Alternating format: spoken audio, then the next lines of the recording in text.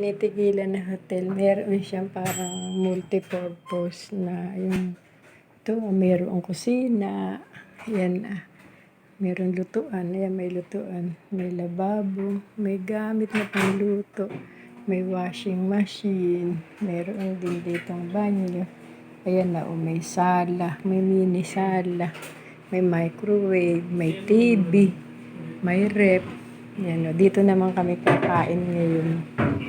Yan, para naman magamit namin. Ito, may mga extra tuwalya. Yan.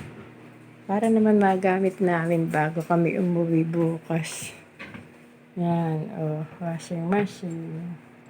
Lutuan, although hindi naman kami nagluto. May mga gamit. Hindi naman kami nagluto kasi lagi kami kumakain sa labas. Pero ngayon, may uwi kami mga snack.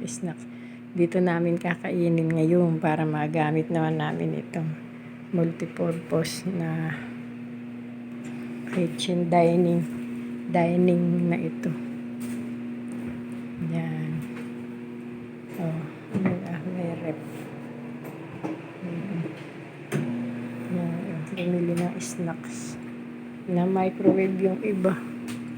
Ito pa yung iba, Okay, just vlogging lang sa mga gustong ng looking ng accommodation dito sa Fukuoka.